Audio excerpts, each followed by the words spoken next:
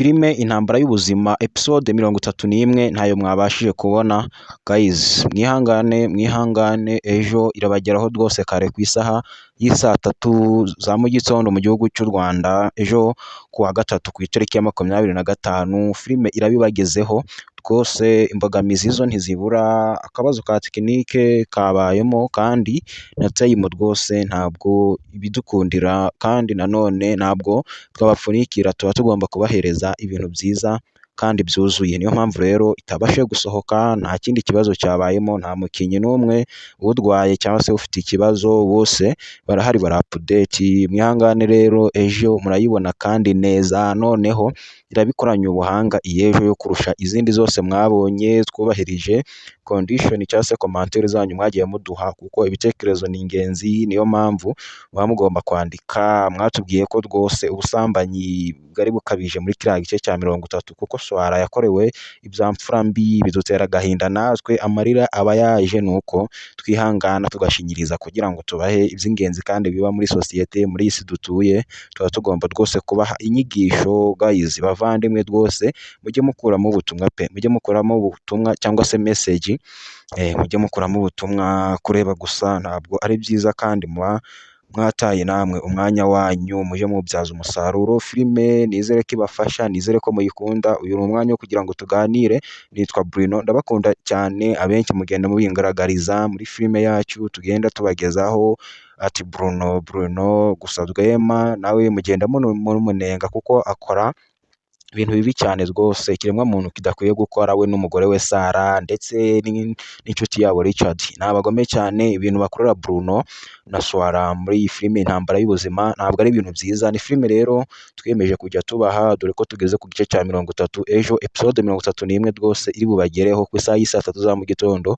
Twajyaga tuyibaha ku isaha 4 cyangwa se saa 5. Ejo turayibaha kare kugira ngo mutangire Noheli nziza mwishima. Ikindi nanone kandi tubifurije umwaka mushya muhire w'ibihumbi 2025 ku bakunzi bacu bose, abakunzi ba JSM Films, abakunzi b'uyu muyoboro Guys Choice TV, uyu muyoboro tunyuzaho ikiganiro Intambara y'Ubuzima analysis. Abakunzi bacu turabakunda cyane rwose. Wowe bakanze subscribe kuri iyi channel ndetse no kuri channel inyuraho filime Intambara y'Ubuzima. Turagukunda cyane, komeza ugubwe neza.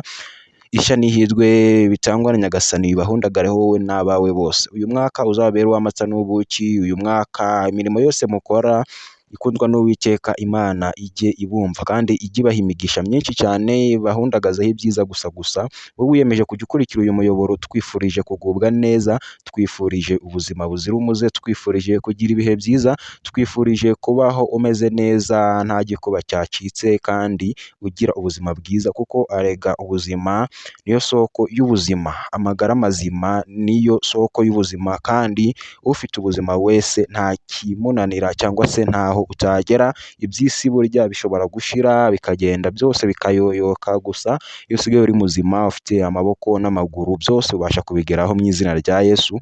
Guys, turabakunda cyane kandi mujye mukunda Imana, muyubahe, muyikorere, kuko Imana ni umugabo rwose w'umunyembaraga. Abantu bazi Imana nibo baguha ubuhamya, kuko Imana rwose ikora ibitangaza, ikura umuntu mu bibazo ikamushyira mu bisubizo. Kuko reka bavandimwe mujye mwihangana.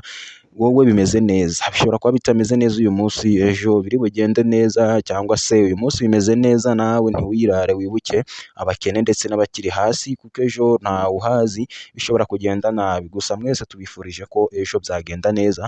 Turabakunda cyane, nabibwiye. Kandi uyu muyoboro rwose wowe wakanze subscribe uri uw'agaciro cyane, kandi uri inshuti nziza. Niyo mpamvu natwe tubifurije umwaka musha muhire, Noheli nziza, ndetse n'umwaka musha muhire.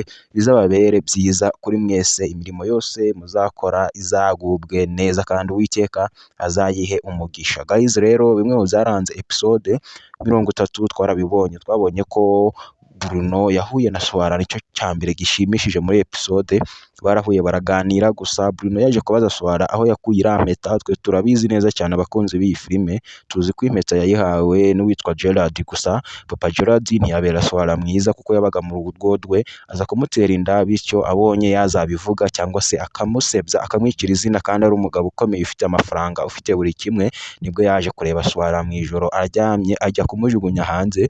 Swara rero twabonye ubuzima yanyuzemo, yasubiye kuri wa mumama babanaga wacuruzaga agataro ku muhanda, ubwo baracuruza gusa hari ahaba uburaya bakicuruza kugira ngo babone amaramuko. Swara rero yaguzwe n'abagabo, karahava bamukoreye ibyamfura mbi, umubiri we barawangije, kandi mwibuke ko anatwitiye Papa Gerard. Ese bizagenda bite? Gusa icyashimishije muri episode ni uko Swara yongeye guhura na Bruno musaza we, barongera baribwirana, buri umwe yibwira undi ibyo yanyuzemo igihe umwe yabaga adahari.